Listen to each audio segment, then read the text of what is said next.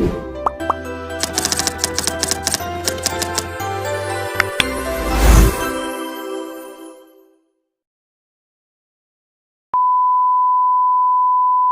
Scarboza ini adalah nama orang ya. Jadi ini kriteria yang ditemukan oleh peneliti dari Amerika. Jadi dia bukanlah suatu diagnostik, tapi merupakan suatu tools atau alat bantu yang dikenalkan oleh Dr. Elena Scarboza pada tahun 96 untuk membantu meningkatkan akurasi dokter dan perawat dalam rule in dan rule out pasien sindroma koroner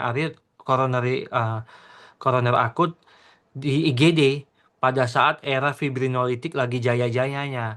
Ini kalau teman-teman semua yang mengikuti webinar kita kemarin masalah update AHA 2025, kita tahu bahwa sekarang ini yang digadang itu ataupun yang memang studinya sangat kuat itu adalah semua-semua dimasukin ke cath lab atau di PCI. Tapi di zaman tahun 90-an, 80 90-an, di mana cath lab itu belum luas di dunia, masih hanya ada di negara-negara maju, dan sedikit sekali di negara berkembang seperti kita, maka penelitian yang luas itu tentunya bagaimana mengurangi resiko infak dan kematian setelah komplikasi itu dengan terapi fibrinolitik, streptokinase ya. Nah, namun gimana nih obat-obat streptokinase ini kan tentunya memiliki risk yang tinggi juga. Gimana biar semakin jitu kita tidak salah memberikan obat-obatan ini terhadap pasien-pasien yang keluhan nyeri dada ataupun kita curiga sindroma koroner akut. Jadi itu dasar pemikirannya dulu. Nah, modalitas untuk identifikasi STEMI, Scarbosa ini dijadikan sebagai modalitas untuk identifikasi STEMI pada EKG-EKG yang LBBB ataupun pasien-pasien yang mengalami aritmia ventricular pace rhythm ya. Ini nanti tentunya pada modified Scarboza by Smith. Nah, etiologi LBBB yang paling utama adalah myocardial infarction, MI. Kemudian coronary artery disease, ini yang stabil ya. Lalu hypertrophy, heart failure, hiperkalemi, dan keracunan digoksin. Ya, enam ini adalah yang paling umum, di mana yang paling tinggi penyebab LBBB tentunya adalah yang satu dua ini. Lah, left bundle branch block. Itulah kepanjangan LBBB. Kriterianya ini boleh dihafal-hafal ya. Durasi QRS-nya lebih dari 120 milisecond atau QRS lebar. Artinya apa? Gelombang QRS-nya itu melewati 4 kotak kecil. Satu kotak kecil kan 0,4 0,4 second ya, atau 40 milisecond. Kemudian gelombang R yang lebar di lead 1 AVL dan V6. Lead 1 AVL dan V6 ini merupakan lead anterior lateral ya, atau lead anterior kita bilangnya. Gelombang R-nya yang lebar. R itu tentunya di puncak ini R. Nah, ini R-nya. Ya, lebar itu nanti bentuknya bisa seperti rabbit ears yang tadi ada bentuk kayak huruf M, ya kan? Kemudian gelombang Q yang tidak terlihat. Nah, kita tahu gelombang Q itu seperti ini, ada cekungan singkat kurang lebih 1-2 kotak, satu kotak, 1,5 kotak lebih yang kecil. Tapi kalau pada LBBB dia biasanya flat langsung naik ke atas. Oke?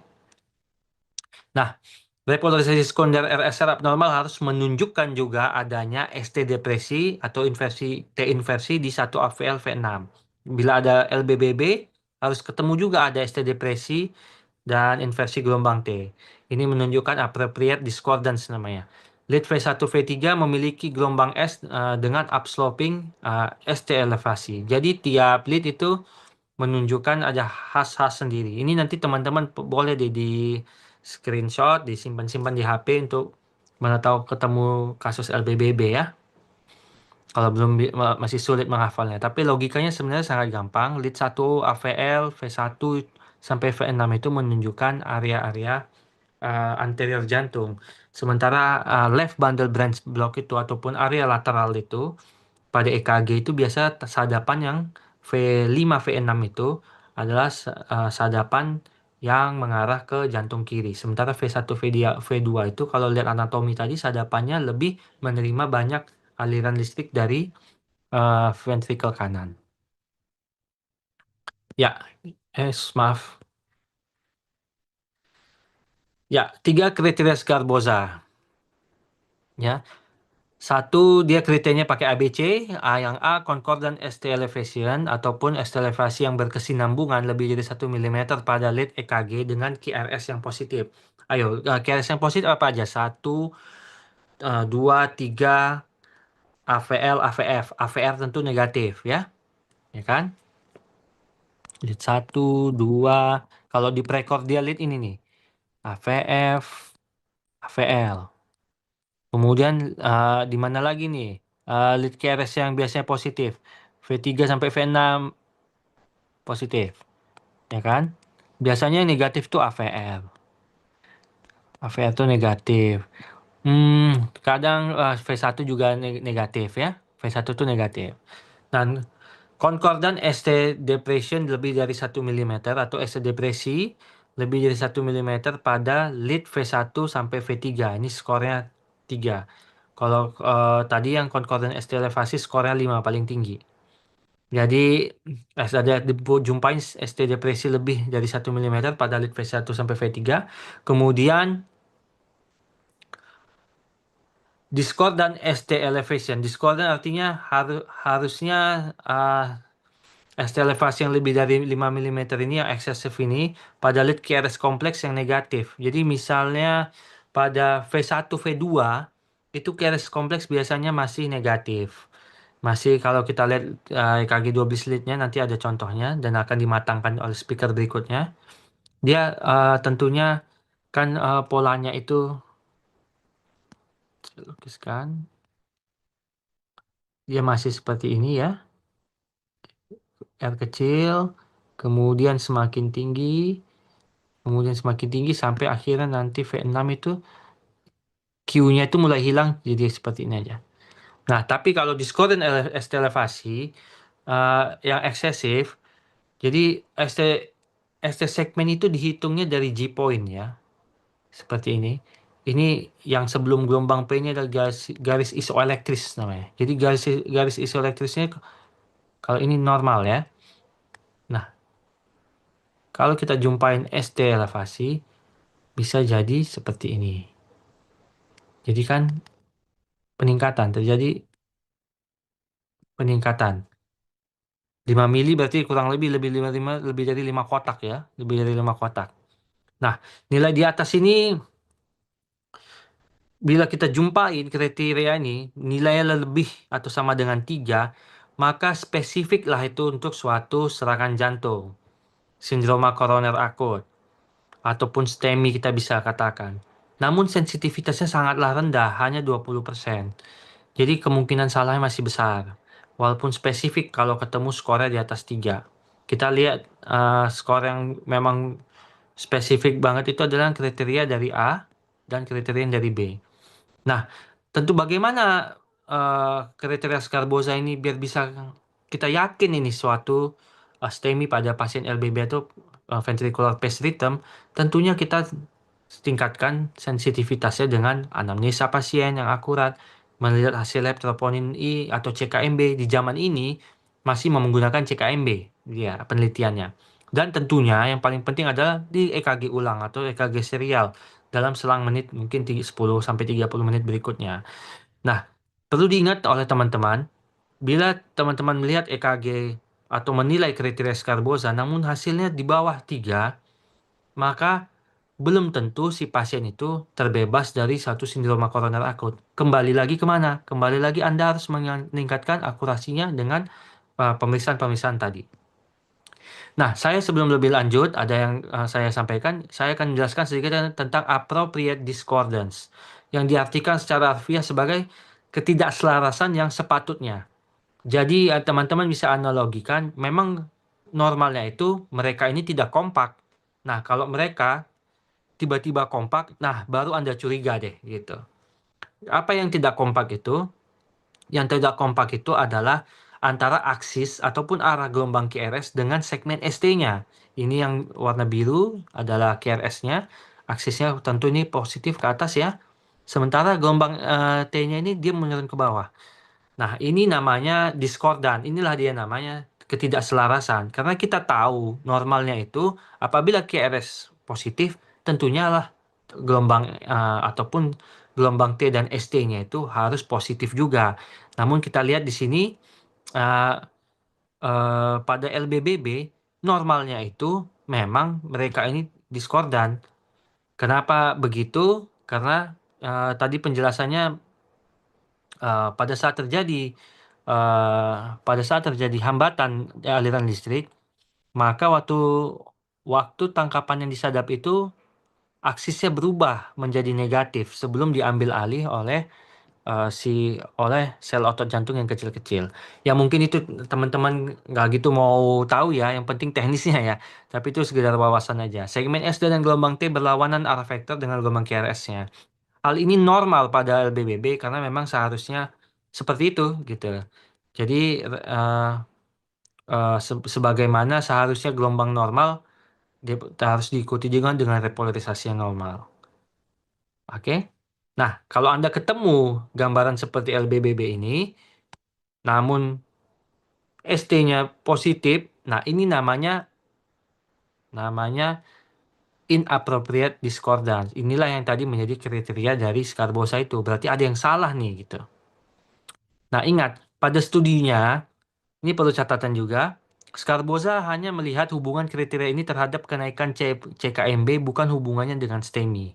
Ini kenyataannya seperti itu. Walau kita sering kali, bahkan saya dulu di awal-awal sering mengira kalau Scarboza ini nilai tinggi memang sudah STEMI.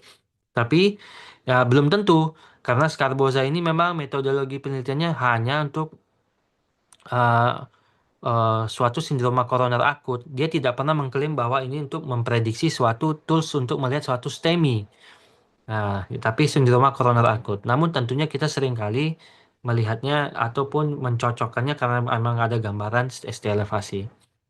Nah, kekurangan-kekurangan dari Sgarboza ini nantinya akan disempurnakan oleh Smith Modified Sgarboza. Yang mana tools baru ini ataupun Modified Sgarboza ini tentunya disupport juga, di endorse juga oleh si Elena Sgarboza. Dia men-endorse Smith yang mencari hubungan terhadap STEMI atau STEMI equivalent pada yang tadi kriteria C-nya itu yang eksesif ST elevasi pada gambaran EKG yang LBBB. Nah, Smith menekankan mencari hubungan yang kuat. Kalau tadi ABC ini untuk SKA, maka Smith itu memfokuskan penelitiannya di kira-kira kriteria C ini untuk melihat suatu STEMI atau tidak. Oke. Nah, pertanyaan tadi, apakah ada modalitas untuk meningkatkan akurasi diagnostik pada CS dengan subset LBBB, yang mana tentunya kita bilang suatu pemeriksaan itu akuratnya itu suatu sangat akurat adalah spesifitas dan sensitivitasnya di atas 90%. Nah, untuk itulah datang penelitian yang Smith Modified Scarboza. Ini bisa Anda lihat Smith Modified Scarboza yang dirilis pada 2012 nih. Dia memang khusus dia modifikasi kriteria Scarboza untuk menilai suatu STEMI. Nah, bagaimana Smith Modified Scarboza? Ini dia uh, metodenya untuk suatu STEMI sangat sederhana ya, cukup sederhana. Yang mana bila menemukan konkordan ST elevasi lebih dari 1 mm, delete apa saja. Yang kedua adalah konkordan ST depresi lebih dari 1 lead di di anterior lead. Maaf, lebih dari 1 mili. Maaf ya. 1 mm di anterior lead atau di V1 V3 depresi, dan eksesif diskordan ST elevasi lebih dari 25% dibanding dengan gelombang di lead apa saja. Nah, excessive discordan ini caranya cukup gampang ya. Nanti mungkin teknisnya akan dikasih tahu lagi. Bisa misalnya Anda ketemu ada gelombang seperti ini, nilai nilai S-nya Anda lawankan dengan gelombang ST-nya. Jadi misalnya gelombang ST elevasinya 10 kotak. Kemudian dalam dari gelombang S-nya itu atau itu hanya sekitar 5 5 kotak deh. Jadi kan kalau dibagikan 5/10 itu kira-kira 20% atau lebih dari 25% ya. Seperti itu nanti ada contohnya. Nah, ini contohnya nih. Ini adalah contoh dari uh, Scarboza tadi. Kita bisa lihat di sini. Kemudian ini bisa Anda lihat apakah ini memenuhi atau tidak kriteria Scarbozanya. Nanti pembicara berikutnya boleh bantu untuk memberikan jawab ininya ya, memberikan pandangannya. Oke, mungkin ini boleh Anda kalau mau screenshot,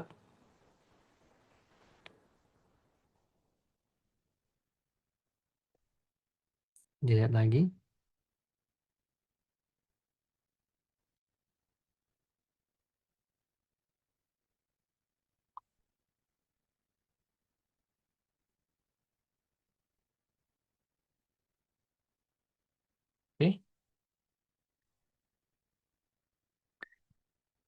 Oke, sorry. Nah, kita review lagi ya, Scarboza ini bisa Anda lihat dibandingkan Smith Modified Scarboza, yang mana konkordan ST elevasi lebih dari 1 mm di lead apa saja. Ini gampangnya Anda ngeliat ST elevasi deh, gitu. Ngeliat STEMI deh di situ. Kalau konkordan ST depresi lebih dari 1 mm, tentunya di V1, V3 ini Anda ngeliat ST depresi di sini. Nah, ini kemungkinan STEMI dia. Dan eksesif diskordan ST elevasi lebih dari 25% dibanding dalam gelombang delete apa saja. Ini gelombang dalam gelombang S maksudnya. Terpenuhi satu saja pada Smith Modified Scarboza itu merupakan suatu STEMI. Sebentar ya. Ini gelombang S ya dibanding dalam gelombang S. Saya lupa. Nggak salah. Jadi Anda bisa lihat di sini nih. Apakah ini delete apa saja? Bisa dihitung nih. Ini S-nya dengan ST-nya. Lebih dari 25% nggak? Kalau dikurangin kotaknya. Ini dibagiin aja. ST-nya dibagi S. Misalnya ini nih. ST-nya ini garis isoelektrisnya ya. Aduh jadi jelek kok saya lukis. Ini garis isoelektris. Kita anggap ini sebagai 6, 7, 8. 8 kotak. Dibagi lama 10, 13 kotak. 8 bagi 13. Ini 13 kita anggap. Ya, kurang lebih kalau salah segitu deh. 8, 13. Kita kalkulator aja. Misalnya 8 dibagi 13. Sudah perbandingannya eh, 60%. Jadi sini sudah memenuhi kriteria untuk 60%. eh, ST per S-nya. Harus di atas sama dengan 25%. Ini sudah 60%. Artinya apa? Artinya sudah memenuhi kriteria Modified Smith Scarboza. Ya udah, ini berarti memang STEMI. Nah, kalau ini contohnya, ini normal nggak? Ini kita ketemu LBBB juga nih. Misalnya nih ada LBBB, ada LBBB nih. Nah, ini teman-teman boleh bandingin. Ini kita anggap deh, ini 10 kotak. Yang ke bawahnya ini 1, 2, 3, 4, 5, 25, 28, 25.